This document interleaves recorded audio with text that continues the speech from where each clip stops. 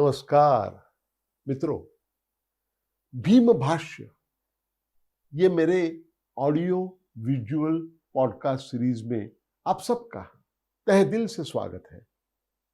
भीम भाष्य इस दृक श्रव्य श्रृंखला के माध्यम से महामानव डॉक्टर बाबा साहेब अम्बेडकर जी की जो बहुआयामी प्रतिभा थी उसके 25 पहलू 25 आविष्कार मैं आपके सामने पेश करने जा रहा हूं।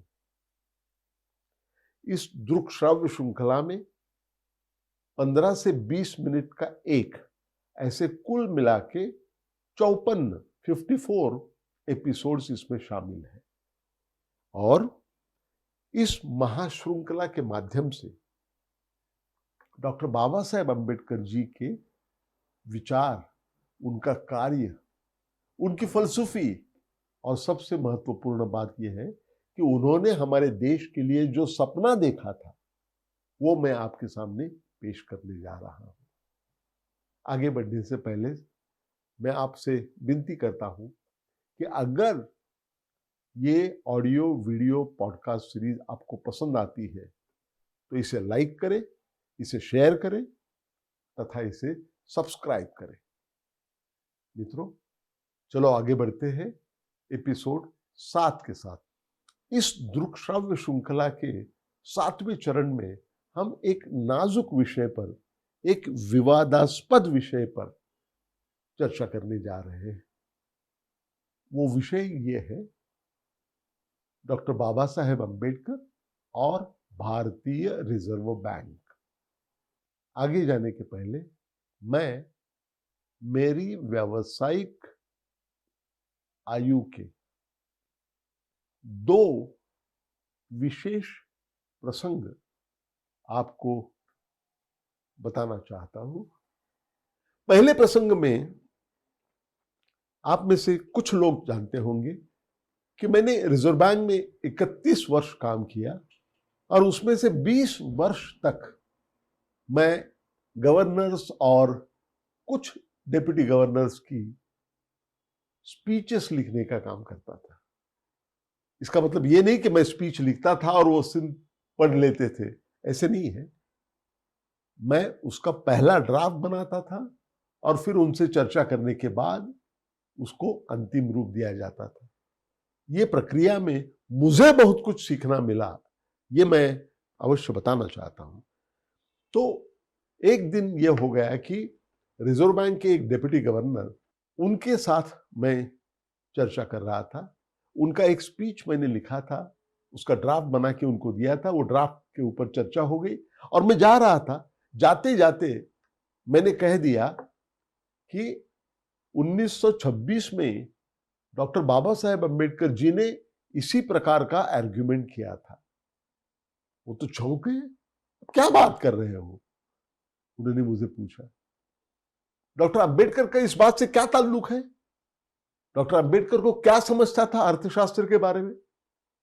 मैं तो बहुत बुरा मान गया कि हमारे देश का इतना बड़ा अर्थशास्त्री है जिसको यहां तक पता नहीं है कि डॉक्टर बाबा साहेब अम्बेडकर कितने बड़े अर्थशास्त्री थे।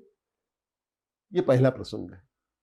दूसरा प्रसंग जो है वो है 2 बरस के पहले हुआ, जब मैं दिल्ली में था और राष्ट्रपति नियुक्त मेंबर ऑफ पार्लियामेंट था।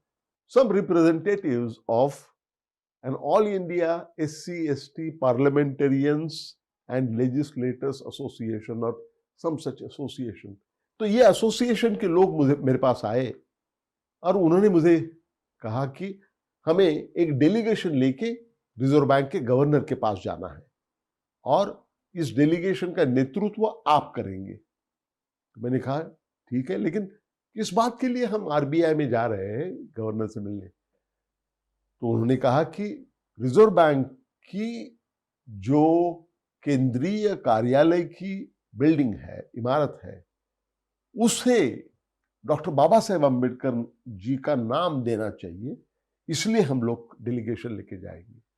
मैंने कहा क्यों नाम देना चाहिए? उन्होंने कहा अरे कैसे बात करते हैं आप? रिजर्व बैंक की प्रतिष्ठापना किसने की? वो तो डॉक्टर बाबा साहेब अम्बेडकर जी ने की। मैंने पूछा आपको किसने कहा? उन्होंने मुझे कहा आपने ही हमें कहा। मैंने कहा मैंने कहा? मैंने कब कहा? तो उन्होंने कहा कि आपके भाषणों में, आपके लिखने में हमें ये प्रतीत हो गया है वो डॉक्टर बाबा साहेब अम्बेडकर जी की वजह से हो गई थी। मैंने कहा मैंने तो ऐसे कभी नहीं कहा था।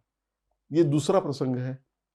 अब देखिए, पहले प्रसंग में साक्षात रिजर्व बैंक के डिप्टी गवर्नर, जो स्वयं बड़े अर्थशास्त्री हैं, मुझे पूछते हैं डॉक्टर बाबा साहेब अम्बेडकर जी का क्या ताल्लुक है अर्थशास्त्र से। दूसरे प्रसंग में से ऐसे दिखता है कि बहुत सारे लोगों का मानना है कि रिजर्व बैंक की प्रतिष्ठापना ही स्वयं डॉक्टर बाबा साहेब अम्बेडकर जी ने की है। ये दोनों परस्पर विरोधी भूमिकाएं जो है, उसमें सत्य कहां है? मुझे लगता है कि ये दोनों भूमिका गलत है। सत्य ये दोनों के बीच में है, और कहां पर है? वो दूसरे पर्याय के करीब है, ऐसे मैं कह सकता हूं। आगे बढ़ने से पहले मैं तीसरा प्रसंग आपको बताना चाहता हूं। जब डिप्टी गवर्नर साहब ने मुझे कहा कि डॉक्टर अंबेडकर का क्या ताल्लुक है रिजर्व बैंक से और अर्थशास्त्र से, तो मुझे बड़ी मायूसी महसूस हो गई। मैंने तुरंत ठान ली। मैंने पहले तो एक मराठी पेपर में एक आर्टिकल लिखा। उसके बाद मैंने इकोनॉमिक एंड पॉलिटिकल वीकली नाम का, जो बहुत जाना माना वीकली है, उसमें neglected economic thoughts of doctor Ambedkar इस नाम का एक आर्टिकल लिख दिया। उसके बाद में मैंने पूरी जगह जाकर, झुग्गी झोपड़ी से लेके एशियाटिक सोसाइटी तक, सब जगह जाके इस विषय पर भाषण दिए कि डॉक्टर बाबा साहेब अम्बेडकर कितने बड़े विद्वान थे और कितने बड़े अर्थशास्त्री थे। इसका बयान मैंने किया। 100 से ज्यादा भाषण मैंने किए होंगे, और मुंबई के बाहर भी जाके बहुत सारे भाषण किए। इसका परिणाम यह हो गया कि एक वर्ष के अंदर मैंने मेरी आयु की पहली 2 किताबें जो है, वो किताबें लिख दी। अंग्रेजी में वो जो किताब थी, छोटी सी किताब, जिसका शीर्षक था doctor Ambedkar economic thoughts and philosophy, और मराठी में दूसरा लिखा, उसका शीर्षक था डॉक्टर आंबेडकरांचे आर्थिक विचार आणि तत्वज्ञान। ये दोनों किताबें मेरे पास यहां पर है। ये जो किताबें आप देख रहे हैं, ये सारी 21 किताबें, ये पकड़ के 21 किताबें जो है वो मैंने डॉक्टर बाबा साहेब अम्बेडकर पर लिखी है। इसमें ये पहली 2 किताबें शामिल थी। अभी आगे बात निकलती है, चौथा प्रसंग आता है।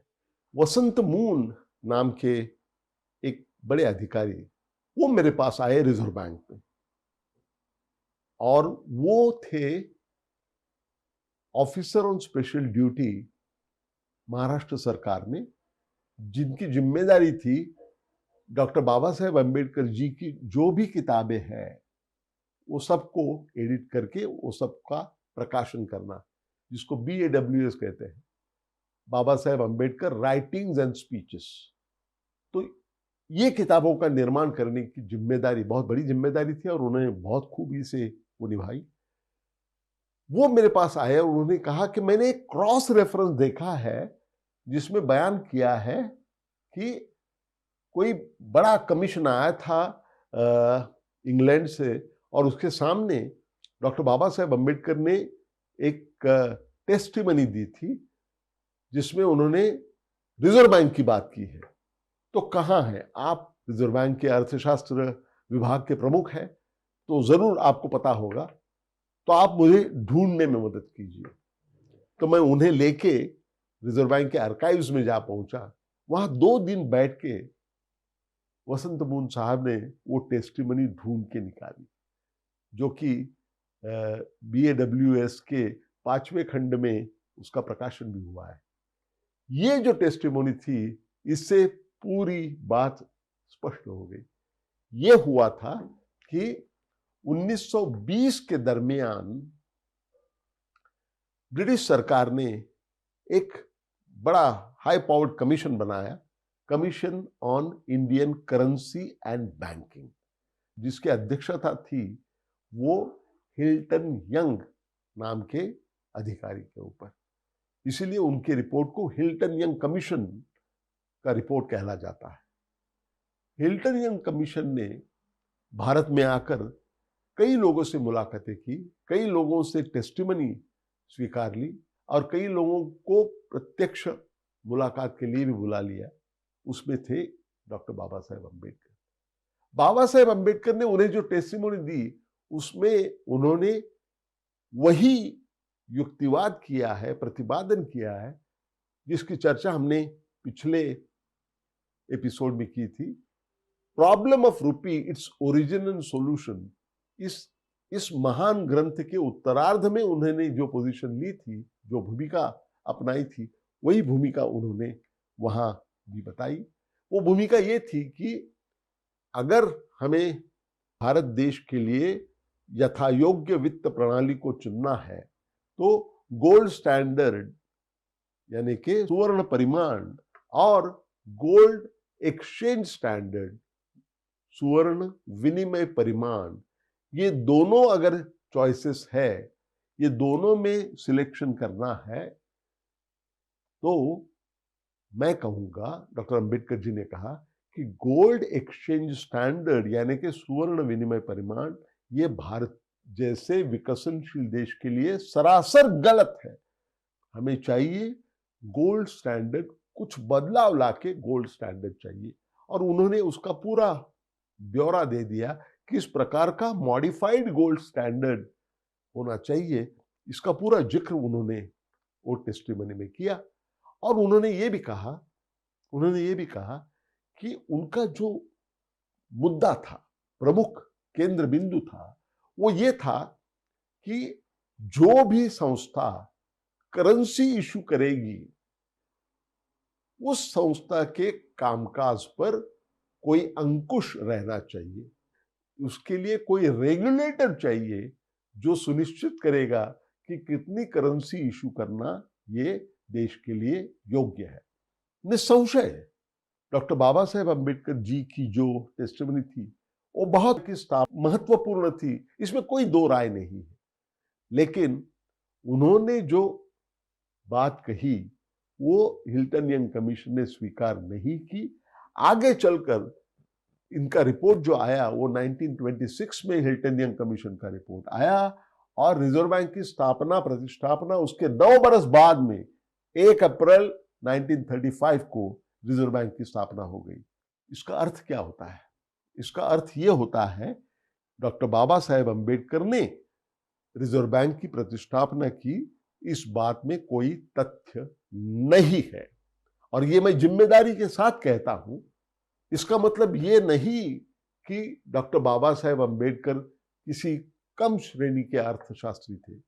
मेरी राय में, और मैं स्वयं अर्थशास्त्री हूं, मेरी राय में भारत देश ने दुनिया के लिए जो सर्वोत्तम अर्थशास्त्री दिए, उसमें सर्वश्रेष्ठ अर्थशास्त्री अगर कौन होगा तो वो है डॉक्टर बाबा साहेब अम्बेडकर जी। अगर आपको अतिरिक्त एविडेंस चाहिए तो ये देखिए, ये है भारतीय रिजर्व बैंक का इतिहास, history of reserve bank of India volume 1।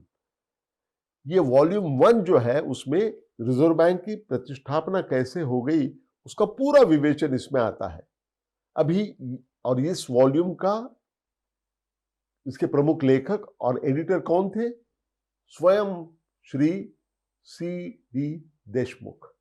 CD. Deshmukh जो भारतीय रिजर्व बैंक के पहले भारतीय गवर्नर थे, उन्होंने स्वयं इसका संपादन किया है।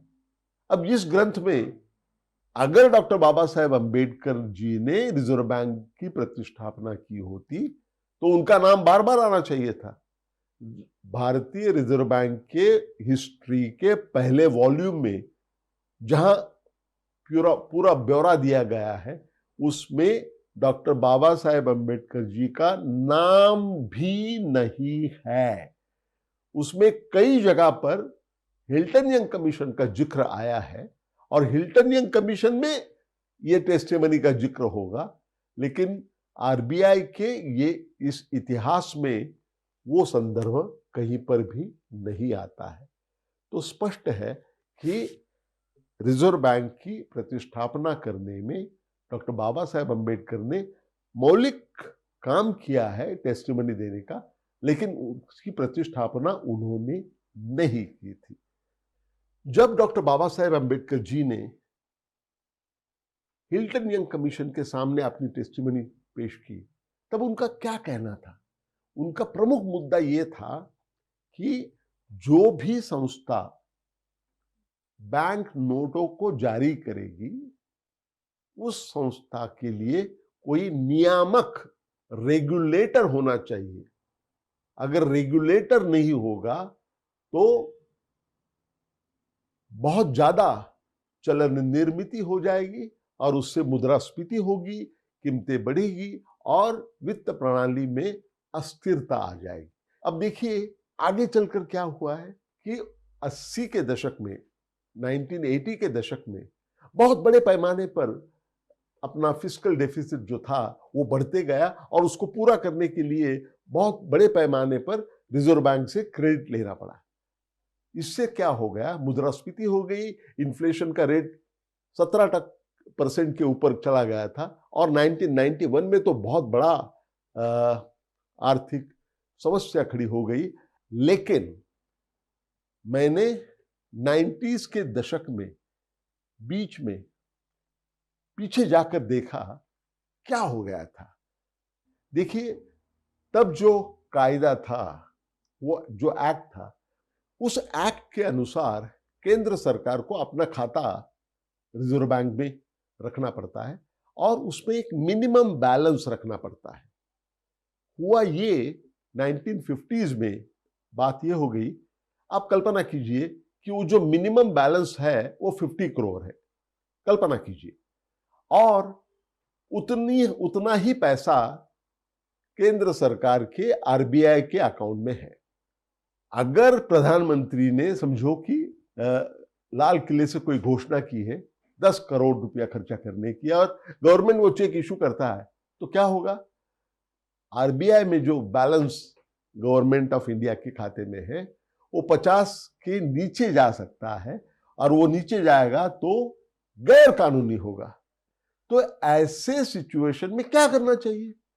तो तब के जो रिजर्व बैंक के जो सेक्रेटरी थे वो और वित्त विभाग के, गवर्नमेंट ऑफ इंडिया के वित्त विभाग के जो सचिव थे, वो दोनों ने मिलकर एक ये प्रशासकीय कठिनाई दूर करने के लिए एक रास्ता निकाला। क्या था रास्ता? वो कि अगर ऐसी नौबत आ जाए तो क्या करना है, 10 करोड़ कम पड़ रहे हैं तो 10 करोड़ के एडहॉक ट्रेजरी बिल्स, 91 डेज के treasury bills, ad hoc is very important word, ad hoc treasury bills issue करना है और रिजर्व बैंक वो खुद को इशू करेगी और गवर्नमेंट ऑफ इंडिया का उनके पास जो खाता है उसमें 10 करोड़ का क्रेडिट देंगी।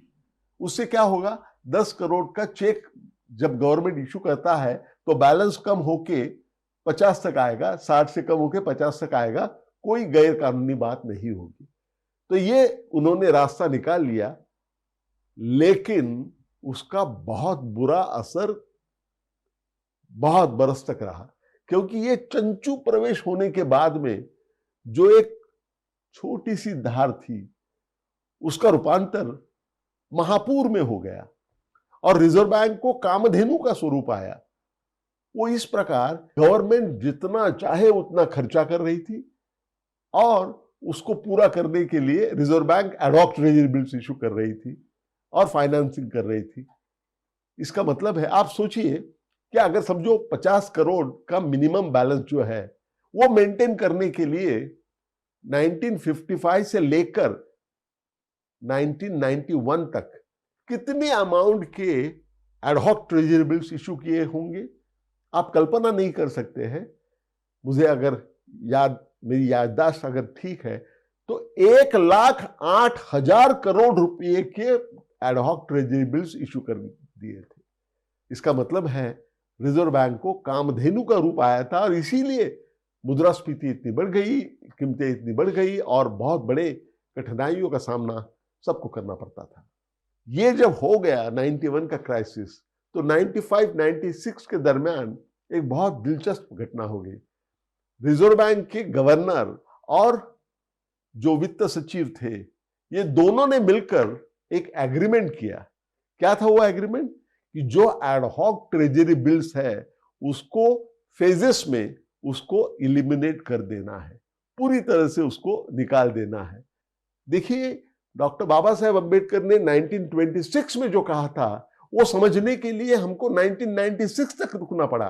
उनकी उपाय योजना का स्वीकार करने के बाद भी हम लोगों ने उसका श्रेय क्या उनको दिया है? नहीं दिया है, बिल्कुल ही नहीं दिया है। ये हमारे देश का दुर्दैव है। आज मेरी बात को यहीं पर विराम देते हैं। पिछले 5 सत्र में, पिछले 5 चरणों में, एपिसोड 3 से लेकर एपिसोड 7 तक, ये 5 एपिसोड में हम लोगों ने डॉक्टर बाबा साहेब अम्बेडकर का अर्थशास्त्री के रूप में जो योगदान है उसके बारे में चर्चा की है। जब हम फिर मिलेंगे तो हम चर्चा करेंगे डॉक्टर बाबा साहेब अम्बेडकर समाज सुधारक के रूप में उनका जो मौलिक योगदान है उसकी चर्चा हम अगले चरण में करने वाले हैं। तो चलिए, यहीं पर मेरी बात को मैं विराम देता हूं। विराम देने के पहले मैं आपको फिर से मैं दोहराना चाहता हूं कि अगर ये ऑडियो वीडियो पॉडकास्ट सीरीज आपको पसंद आती है तो उसे लाइक कीजिए, उसे शेयर कीजिए, उसे सब्सक्राइब कीजिए। धन्यवाद। नमस्कार।